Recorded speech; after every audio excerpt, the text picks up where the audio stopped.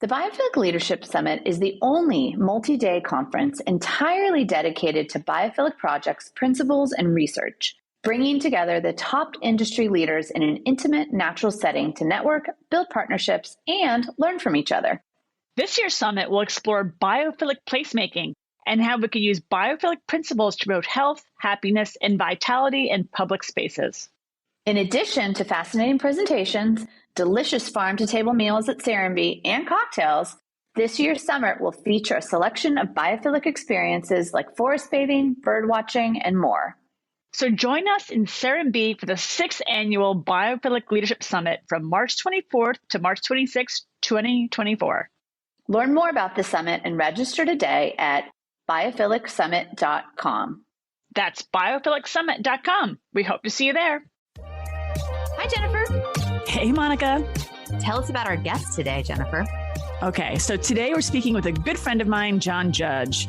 He's the CEO of the Appalachian Mountain Club, which is the oldest conservation organization in the U.S., focused mainly on the northeastern part of the United States. Think Maine, New Hampshire, Vermont, Massachusetts. You get the idea. The mission of the Appalachian Club is to foster protection, enjoyment, and understanding of the outdoors as they achieve this mission in a myriad of ways. First off, a huge part of the AMC does is to educate the public about how to engage with nature and to give the communities the tools they need to develop a relationship with nature, but they are also very involved in climate research and advocacy work. John's background is in the nonprofit and government world. Before coming to AMC, he was the executive director for Habitat for Humanity in the greater Boston area and served as the chief of city planning and economic development office for the city of Springfield in Massachusetts. So impressive. John is such a kind and fascinating person with such a solid understanding and perspective of how we all should be encouraging people to develop their own personal relationships with nature. And in today's interview, we really talked to him about the important work that the Mountain Club is doing, how we can encourage community members to contribute to this important research, and how they're giving people the tools they need to get outside. So let's get to our interview with John Judge. John, it's so nice to meet you. Same here, Monica. Thanks for having me on. Yeah, we're excited. We had a few weeks that we were doing a big leadership conference, and so we're excited to be back in the studio, as I use with air quotes. So tell us a little bit about yourself, about your background, and about the Appalachian Mountain Club, because we're super excited. As you know, we love the outdoors. Sure. I wanted to start out by thanking my friend Jennifer Walsh, who I met years ago, and I was on a business trip in New York City and sat next to her at dinner, and we got chatting, and it was... I love that. Easily, it was 10 years ago. It might have been 12, Jennifer. I think you're right. I think it was probably exactly 10 years ago. We're sitting next to each other and you just started talking about your love of the outdoors. And we've been friends ever since. And I love that kismet and that synchronicity of like the world, especially when it concerns nature. When people show up for nature, nature shows up for you. So I love that we've been connected all along. And I've loved watching your path and how you've really taken this stance and this always in your work, but also just to listen to you and watch your work really evolve in the past few years. So I'm really thankful that you're part of this conversation today. So thank you for joining us. Sure. You're welcome. Yeah. And big win to have Jennifer as a dinner companion. Nothing better. Cute, Monica. Thanks. I appreciate that. I'll pay you later. Yeah, thank you. Give us a lowdown. How did you get here? What is the club? What's going on? What's your journey? I've been CEO now, it will be 10 years in January of AMC.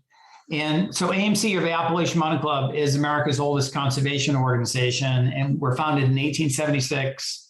We were one of the founders of the Appalachian Trail. So many people confuse us with the Appalachian Trail. We're a trail maintainer. So we maintain about 400 miles of the 2,300 mile trail. So we're the largest maintainer there. We have a very robust trail building program around the region where we maintain about 2,000 miles of trails. Wow. Yeah, and have over 100 facilities, everything from backcountry campsites to front country lodges. We finished an $8.5 million facility up in the Maine woods. Wow. A couple of years ago called Meadowwhistle Lodge, an eco lodge and cabins, and are working on acquisition of another 26,000 acres up in the Maine woods. So will bring us to over 100,000 acres conserved land. And I like to use the Maine analogy the White Mountain analogy, and I'll talk for a second about the Harriman State Park analogy. But what we do is we don't just put a fence up around land to protect it. Mm-hmm. We think about the recreationists and then bringing recreationists into, and this is why I love your podcast, bringing recreationists into the wonders of the outdoors, meet them wherever they are, and then get them to the table that we call conservation stewardship, becoming the next generation of outdoor citizens, becoming conservation stewards,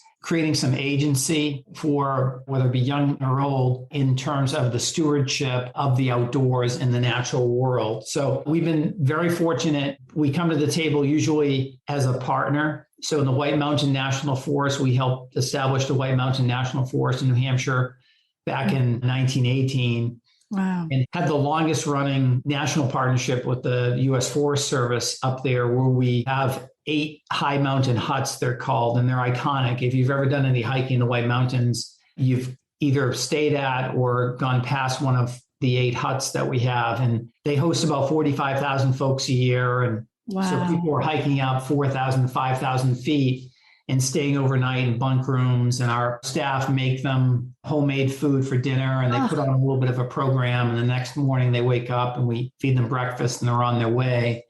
So many folks know AMC through that. And then we've been trying to, and Jennifer alluded to a little bit in terms of my work, I've been trying to connect folks in urban areas with the outdoors, and hence the push for Harriman State Park, 46,000 acres, about 30 miles from Manhattan. Our first lodge opened about 5 years ago called Corman Harriman. And it's so wonderful to walk in there and see people from every background and belief and income come in and use this beautiful facility. So we're working now on our second facility there on Sebago Lake, which is a very big lake in Harriman. Fantastic. Which will be double the size of the first. Yeah. So it's akin to the partnership that we have in the White Mountain National Forest, where we have a partnership with the Palisades Interstate Park Commission, and Joshua Laird, who's the executive director there. He and his team just do a fantastic job, but it's a win-win, right? We've got this public space, this beautiful resource and asset that the public, that you and I and all of us own, that New York and New Jersey has said, hey, we want to partner with AMC and have AMC raise private funds. And that's what we do. We go out and we do the fundraising, and then own and manage these facilities under 30-year plus leases. On public land. Yeah, on public land, right? It's a win-win, right? We're protecting public land. We're helping enact it, wisely enact it. One of the things you see when you're hiking Bear Mountain in New York is... One of my favorite places, by the way. One of my favorite spots. Yes, I grew up there. And what would you say, just in terms of the last time you hiked, how many people do you think are prepared, and how many people do you think just showed up having no idea of the rigor of it? That's a great question. The most I see people just go, but they're definitely not prepared for, they're definitely not prepared for it. I see that a lot across my hikes, when people just kind of go, but they don't even have water with them, and there's no preparation whatsoever, because they just think, oh, I'll just do a little walk. But they don't really realize what Bear Mountain has, or even just any hikes around New York State at all. Interesting. Yeah, you hit the nail on the head. We've seen so many folks come out, and they're lucky if they have a CVS or Walgreens bag with maybe a granola bar in it and a bottle of water, if you're lucky. And then quite a few people we're seeing coming up there with either the wrong shoes, they're wearing flip-flops. And, or they're getting a late start, Monica. They're getting out at 4 o'clock in the afternoon thinking, oh, okay, I'm just going to take a hike, and not realize that, gee, you're going to get up there at dark, and you probably need to rethink this. So we are lucky at AMC, where we put on about 8,000 programs a year, including with this army of volunteers that helps us put those on, 16,000 volunteers. Wow. And then we publish books, maps, and guides too. So we have about 80 books out there now, everything from backcountry skiing to trail building. We're trying to give people education as the bridge between the recreationist and the conservation person. We're trying to give them the preparedness that they need to really have this journey in the outdoors So that kind of sums it up. So outdoor recreation, active conservation, applied conservation like trail building, conservation research. We have the country's oldest climate change data. We've been keeping that since the early 1930s. We do a lot in terms of citizen science or community science. We're getting people in to look at phenology and saying, okay, what are the changes that are happening in terms of the growth cycle? So through what's called the iNaturalist program. And then another one that we just started, thanks to our Director of Conservation Research, Dr. Sarah Nelson, is called the Dragonfly Mercury Project, where people are actually trained to go out and scoop up some dragonfly eggs and get those measured for mercury poisoning. And it's in 100 national parks now. It's really cool. Yeah. And so that's interesting. I didn't even know. You hear about insects. Obviously, we're having a huge biodiversity die off right now, but I didn't know dragonflies. That's interesting. Where are they picking the mercury up from? Well, that's one of the cool things. There's 7,000 varieties of dragonflies, which I didn't know. I had no idea. Yeah. And dragonflies can spend up to years in a certain pond or waterway.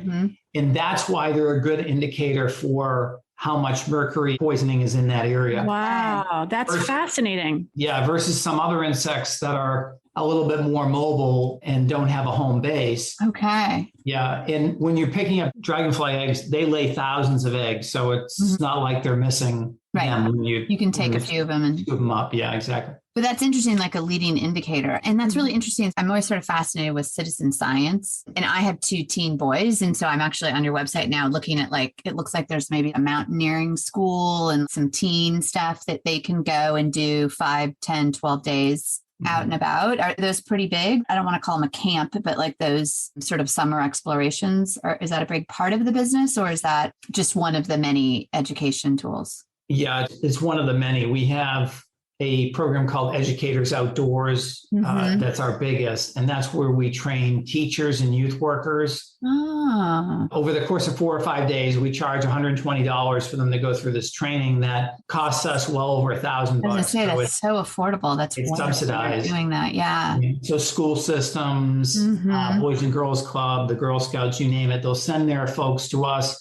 We'll train them, and then they get to use the outdoors as part of their classroom, part of their program every day versus them just sending their kids to us for a week. And then once they go through that Educators Outdoors program, they have unlimited free use of our gear. And that tends to be the great equalizer. So, Jennifer, we've got a gear shed at Harriman, we've got a huge gear shed in Boston. We've got about 11 gear sheds that are scattered around the region. So it's the great equalizer where kids don't have to go out and buy $500 worth of hiking and outdoor stuff. They can get backpacks, hiking boots, shoes, tents, all that from us. That's so cool. I think I've been to the shed at Harriman. I think I've been there like maybe 3 or 4 years ago, possibly. It's a pretty big space, isn't it? And are there canoes there as well? Well, we do have canoes. I don't know if it's, as you drive into the camp, you can't miss it. It's a big brown forest Park Service kind of building, and it has the gear shed name on it. But then probably 100 yards from there is where all of our boats are. So canoes and kayaks are down there. I think I've been there actually on a trip. So yeah, it's pretty beautiful. It's pretty great. And are you mostly servicing kids sort of in the Northeast? There are families and people in the Northeast, or do you have say I'm in Atlanta. If our family took a trip to the Northeast, it's something that we could access as well, right? Sure. We were up in Maine over the summer, and there was a family from Chicago there, and the mom had just found us on the internet and said we wanted to do something rustic in the United States. And because of COVID, we wanted to keep it in the U.S. and do something with adventure. But yeah, you could come up and stay with us. There are a number of teen programs that your sons could participate in. I think the Teen Trails program is part of our teen adventure. So they could come up and stay with us for a week or two and then have a chance to work on some trails in the area, which I think is so fulfilling for them to come back and say, hey, Mom, we help build XYZ trail that, is going to be there for 100 years. And absolutely 10,000 people in the summer walk up there in a week. So it's fulfilling, and it gives a lot of young people the right context for, hey, these things just don't happen. Yes. Somebody has to clear the brush and take care of Exactly, it. right. So you've been there 10 years. Now, have you always been in sort of the nature, outdoor education space, or how did you come to the Appalachian Mountain Club? My background, my dad was a Marine and went to Rhode Island School of Design, grew up with a lot of money and in a tenement house and got to go to Rhode Island School of Design thanks to GI Bill. And Amazing. So when he passed away, he was Massachusetts' longest serving registered landscape architect, and he was a horticulturalist. So he really pushed the outdoors. He and my mother would get us outdoors whenever they could, I think, just to get us out of their hair. Of course. For sure, yeah. Yeah. And then I went on to be involved in scouting. So I'm an Eagle Scout and have done a lot of hiking. So the outdoors has always been a big part of my life. But I think for my 30 years in terms of nonprofit, for-profit government work has always been about equity and working with the lowest income communities. I was born in the Dorchester neighborhood in Boston and have lived in the city of Boston most of my life. And thinking about the untapped communities that, so I've worked in affordable housing and job creation, community development. And so nature is part of each and every one of our DNA. And thinking about it as a foundational piece, as we think about the way we plan cities, we certainly put too much emphasis on cars. You both started out this podcast by talking about how bad traffic is. And so how do we get around that? And how do we bring the scale of a city to a nature scale and really reorientate ourselves? So to me, in building affordable housing, I worked for Habitat for Humanity for 7 years. My early push was in creating green space. And this, again, had to do with my dad and him coming out and doing the free landscape plans for us at these habitat houses, but also making sure that they were sustainable. So the Boston Habitat was one of the first that was doing just-in-time water heating and other sustainable materials and recycled materials. So thinking about how we're creating this virtuous circle that just doesn't take from nature, but it is restorative.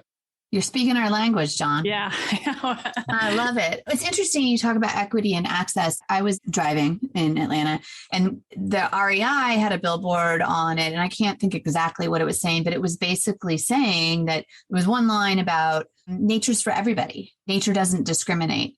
And I think that one of the things that we hear, having worked with Children in Nature Network, which I'm sure you're familiar with, and just at Serenbe, is a lot of people are scared of nature and they don't feel welcomed. And whether that is cultural or past connotation or bugs or bears or whatever this sort of thing is. And so I really get excited when I see something like that, or like what you're doing, that really says everybody's welcome. And just starting from that space, because we can take for granted that we go hiking or we go camping and because our family may have done it or we feel like we have had access, but not everybody has that. So to start there and think about how do you welcome people in, and especially kids, is so important. Right. It must change your lives too, John. Like what you see and what your daily work is when you witness, like what Monica just said, is you bring people to the woods for an experience that they may never have had before. So you must see such transformation, even in the smallest amount of just being there and witnessing what they witness. Maybe they've never seen a bug of a certain type before, or a plant, or the sunset around the trees. It must be beautiful for you in your work to see that kind of experience. Yeah, it really is. When you go to a place like Harriman, we just took over the management of the visitor centers at Harriman State Park. So the two visitor centers there, 4.5 million people a year go through there. And now we're going to see AMC on a regular basis, but seeing Hasidic Jews come out with Latinos, every race, creed, and color and income. And it's what America should be in terms of us all coming out and enjoying something on a level playing ground. I do think one of the big issues is folks not necessarily knowing that it's for them. And that has been presented to me in a couple ways on a pretty regular basis. But one of the things we hear from some families are we take them for a program in a park or a snowshoe, and they say, can we come back here on our own? Wow. And to me, that breaks my heart to think, okay, you need somebody. It's not about a preparedness thing, where that is important, Monica. You know, want to make sure that everyone's prepared and has the right gear and preparation and so on. But it's more of a, hey, is this place open for me and my family and friends? So continuing to emphasize that, I like the REI sign, but a lot of the groundwork hasn't been done. You know? No, and I think that there is, I'll speak for myself, thinking like I popped up the Harriman. It's gorgeous. So I encourage everybody to go to the website at outdoors.org. Is my privilege of like just being comfortable that like, oh yeah, I could go there, that I could think that. That is a privilege. And I'm very lucky that I can think that. And so how do we give people that opportunity that these beautiful spaces are yours? That's right. I mean, right? It's such a simple idea, but that is sort of heartbreaking to think that people don't think that they can't go or come back on their own. And that goes back to everybody's welcome, but how do you provide access? And Jennifer and I talk about that a lot, is if you don't know that you can wander, even like New York City Park, right? Yeah. There's so many nooks and crannies and beautiful spaces, but if you have never been, quote, invited, that's it. Even though the park is totally open. Yeah. You know, I think it's how we're raised, right? Or how we're exposed, because I was born in the Bronx and living in the Bronx. If I didn't have my parents that wanted to take me to the Botanical Gardens or to Central Park or to the Bronx Zoo and spend time in these places to know the land a little bit better of the Bronx and New York City, I would have never went if it weren't for, and also classes. Like when I went to school, we had class trips to these places as well. So I'm not sure if John, if you're seeing a lot more interest in the past few years of these kind of taking trips to local parks or taking trips to zoos that you're witnessing, or has COVID raised that awareness as well? Maybe that's a double question I'm asking you with two answers, but. Yeah, it's an interesting question because we've seen an uptick in interest in terms of individuals and families wanting to get outdoors, but there's been an incredible amount of pressure on schools, given the number of days that kids missed or the at-home piece, to pull back from these, what Jennifer, you were talking about, the school trips. And that concerns me. One of the things we're trying to do, we did this for my daughter's nursery school, is they actually paid to have one of our instructors come there for a day and just work with the teachers in terms of how to really amplify nature in and around the school's campus. And for many schools, that means a strip of land with 3 trees and a big rock on it, if they're lucky. And in New York City, I know a lot of schools just have the parking, the blacktop, and thinking about how do you get to Union, how do you get to Central, and really engage folks in the parks that they may have and help them create that, inculcate that sense of ownership. Because it's unfortunate, it's almost like art for a lot of folks, or music for a lot of schools, that it's taking a back seat.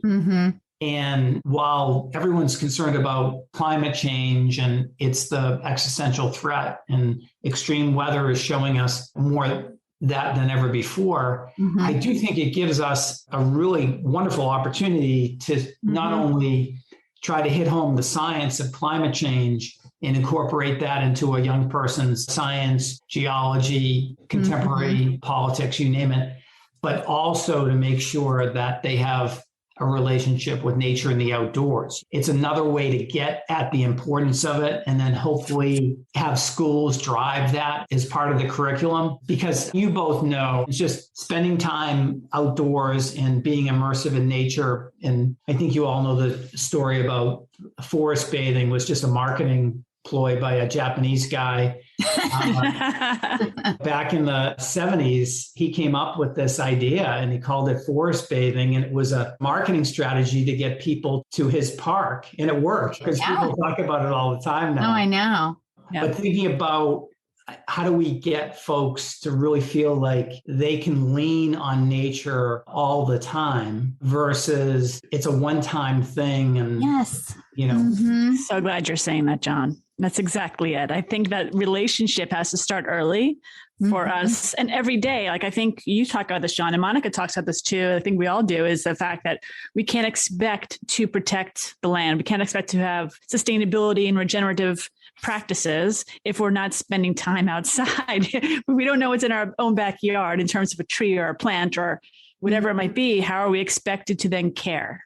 And then for there to be guardians of the land around us, we have to really take that step in that right direction to be outside. And you're doing that, John. Yeah. Is there anybody doing, because I think field trips is an interesting thing I've never really thought about. Again, I went to public schools in California, but we had a lot of field trips and we went to like different aquariums. And so you got to learn about different ecosystems on these little trips. Is there anybody that's doing, because I think of like the Warby Parker or Tom's where they do one-to-one, where you buy a pair of, I know the consumer's buying a pair of glasses and then they pay for one for a low income or somebody who doesn't have shoes or glasses. Or, I mean, is anybody doing like one-to-one field trips? Is there any way to incentivize when for every field trip at a private school or even a public school, there would be an interesting, like, to donate a field trip? Like you can donate your New York Times when you go to town. Yeah. You know, like, because I do think I had never thought about it. It's such an important, great idea, imprinting on you as a young kid. Yeah, without a doubt. There are organizations that the National Parks Foundation a few years ago for their 100th anniversary, they did every kid in the park where they're paying for kids in the 4th grade to get to a park. Our son was the age, I think, to get in. Oh, great. That year. And I can't remember like if we used it or not, but I was blown away by what an amazing, every 4th grader was allowed into the park for free. It was so cool. Yeah. In a national park. Yeah. But thinking about the repetition and the relationship piece of it, that's when I'm most concerned, because there are a lot of one-offs. And there are organizations, well-meaning organizations that are getting out the counters and saying, okay, we've got 20 families in the park for XYZ. And then that's the last time you see them there. So, and that's, some people are just not going to come back. But I think giving folks the tools is one of the most important things. So as you said, Monica, that they feel like it's not a mystery. For too many people, the outdoors is a mystery. And they're like, okay, I don't want to get a sprained ankle on the trail or get caught at night or tell me about the bears. I noticed there's a magazine. How do people get the magazine? Can we become members or like, how does that work? How do we support the work? And I want the magazine. I'm obsessed with like real paper and books and magazines. Oh, yeah. Appalachia is the name of the journal. It's like a lot of things at AMC. It's got the moniker of the oldest. It's the oldest mountaineering magazine. And so it's the old issues are just amazing. Crack them open from the 1800s and what they were dealing with then and what we're dealing with now. I don't know you that well, Monica, but I know you like paper, but I know Jennifer, following her on Instagram and other places. Jennifer, I think you'd love it because it has poetry and great photography and really endearing stories.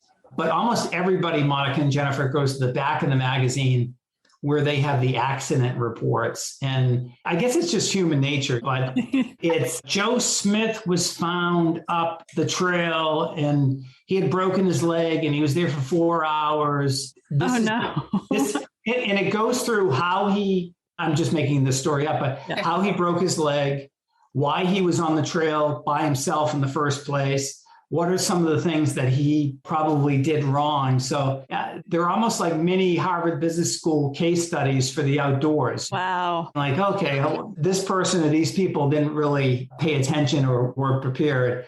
But I think the subscription, it comes out a couple times a year and I think it's a $15 subscription on top of your membership. So AMC is still one of the best deals. It's a $50 membership or $75 for families for the year. It helps support all the work that we do from conservation research to trails. And another benefit is a discount staying at our lodges or buying merchandise through us, including books, maps, and guides. You get a discount. And then on top of that membership, you subscribe to the magazine because a lot of people don't necessarily subscribe to it. The interesting thing about the back issues of the magazine is that we just created a partnership at the beginning of the year with Dartmouth College in New Hampshire, which we've got a wonderful following from Dartmouth College folks who have been AMC volunteers and staff, including on our hut crew. But they're carrying the digital version on Dartmouth Commons, which is like an open, free platform. So you could always go there, Monica and Jennifer, and see some of the back issues to give you a taste of what it's like.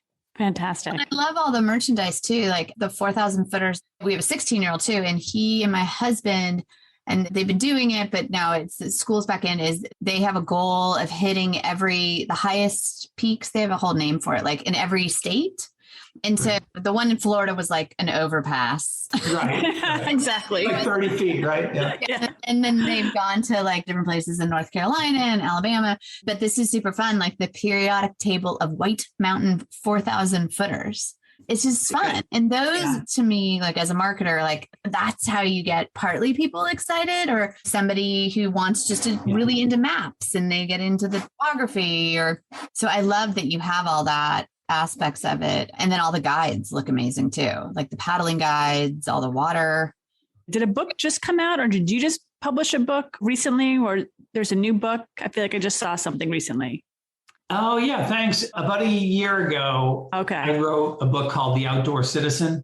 And the gist of it was that we all need a relationship with the outdoors, and we all need to play a part in tending nature and in the outdoors. But I wrote it a while ago, but it talks about all the things that you're hearing, from the need to decentralize our energy system and create these microgrids to this idea of a next ecology, which is the next evolution of how we as humans boost nature and boost nature system services, to creating a global community around the outdoors as a way to bring people and countries together. Wait, talk a little more about that. Repeat what that is and tell me a little bit more about that. Which one? The last one? The last one. Yeah. Microgrids I love to talk about too, but you're saying like the next evolution. Tell me what you were calling that. Oh, next ecology. Yeah. What is that? That's interesting. Basically, as you said at the start of the show, Monica, we're losing 7,000 species a year now. There's incredible harm to biodiversity and the ecology that's happening. And part of it is climate change. Part of it is issues with agricultural runoff and overdevelopment, right? We're developing into areas that were once free for wildlife. So this idea of a next ecology is it brings together all of the digital and data and biology that we have to really boost nature systems. You think about, for instance, a tree lives in a wooded area. The average tree lives for at least 30 years, but in a city, it only lives 6 or 7 years because of pollution, because people are bumping into it, you name it. But thinking about ways for us to strengthen nature and the natural world, and then underpin that with sustainable finance, because everyone always asks me about how are you going to pay for this?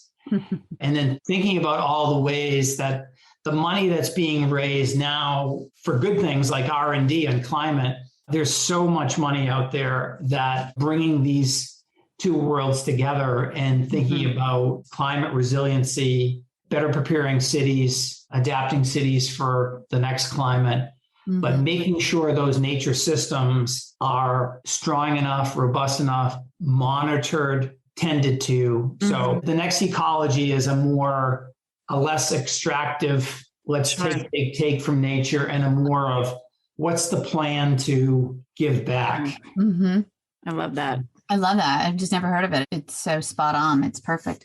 When you were first talking in the beginning, and this is sort of a weird question, like, are we building new parks and forests? Like the national parks, we're very familiar at Serenbe. We put 70% of the land into conservation here, and we partner with the Conservation Fund locally. But are we building new national parks? Like when you put that land into conservation, like, is that a huge initiative of yours? I don't know, it just seems like a very turn of the century.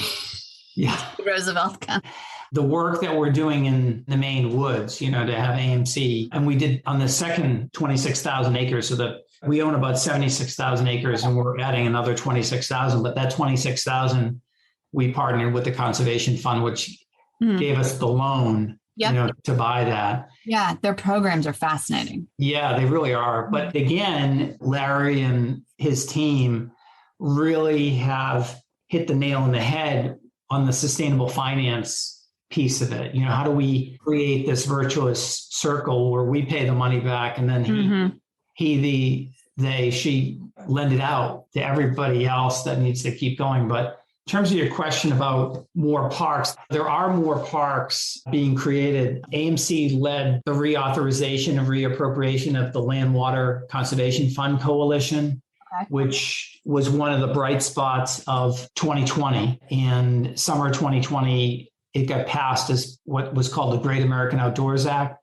Okay. And the fact that we're nonpartisan, we're walking in Lamar Alexander's office and Elizabeth Warren's office. And so Republican, Democrat, Independent would sit down with us. And it was a bipartisan success story.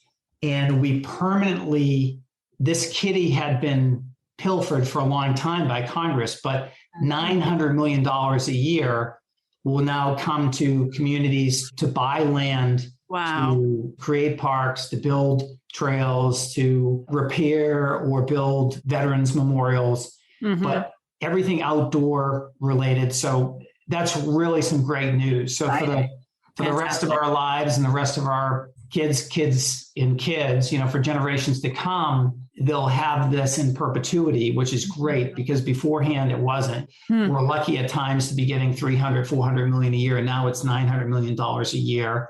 So I think locally, a lot of good work is happening.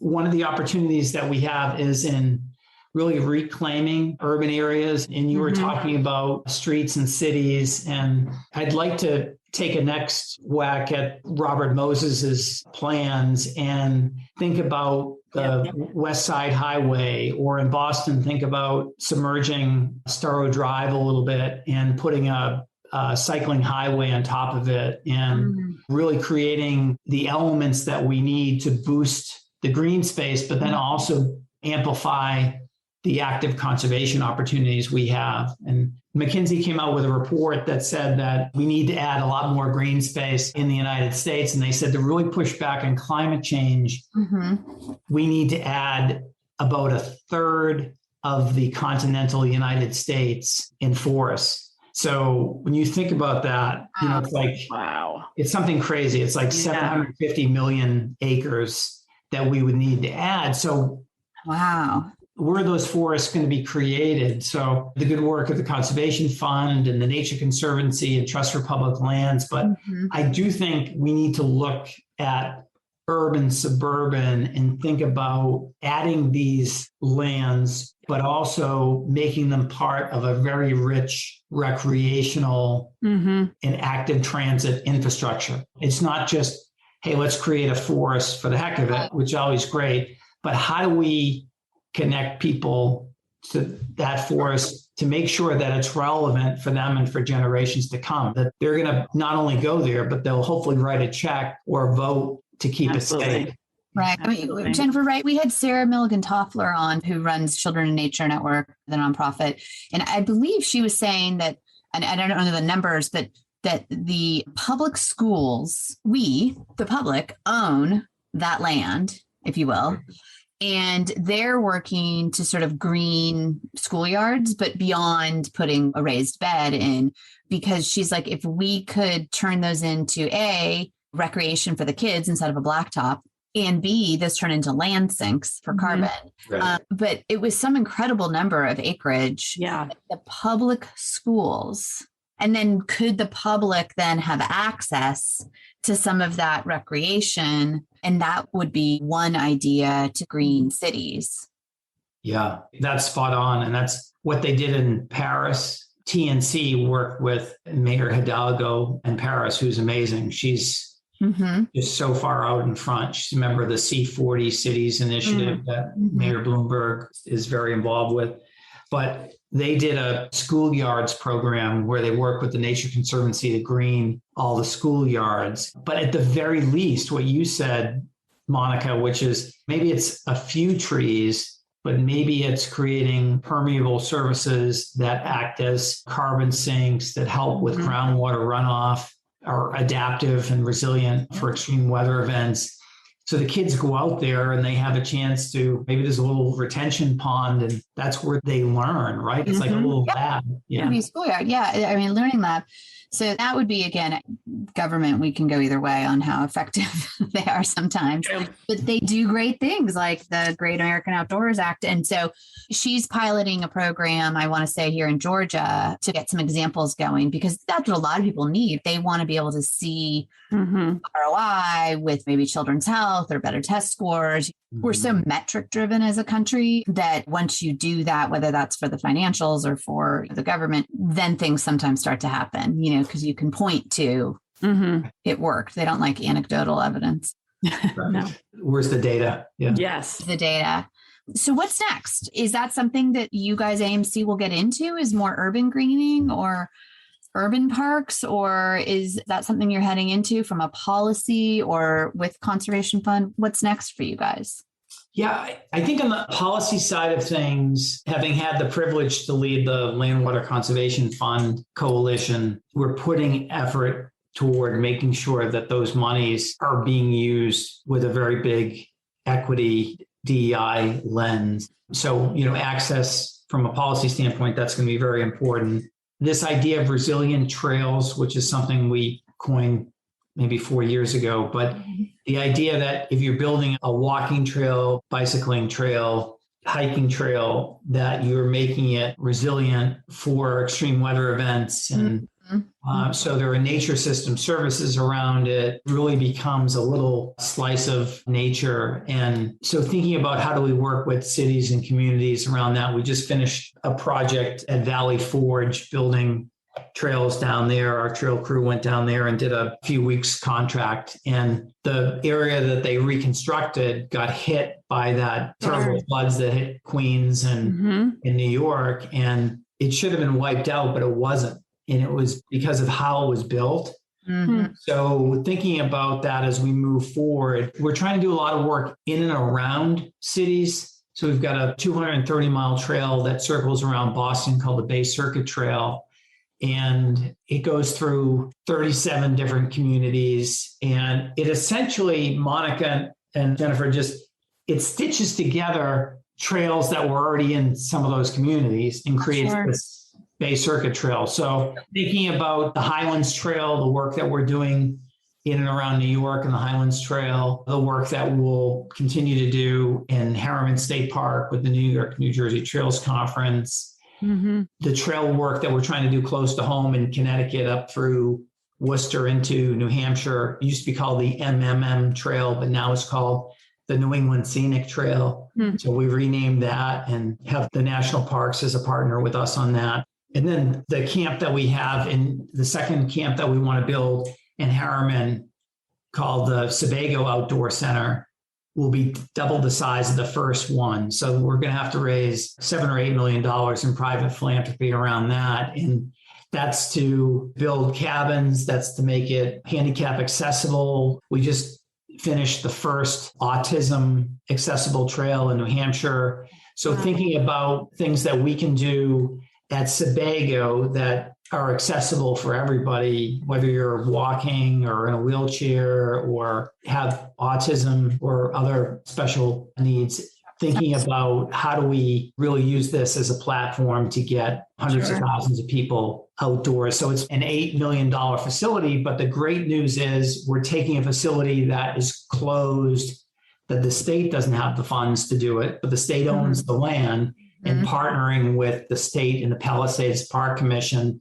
This is the model that we should be doing. Yes, sure. Yep, absolutely. Yeah, the private-public partnerships is really it. Make me very excited, John. I think this makes me nerd out over yes, more space, more opportunity to connect the dots between all the people and accessibility to all. I mean, that's the bottom line. I love it. Roadshow. We'll have to go do some camping and do the podcast from different huts.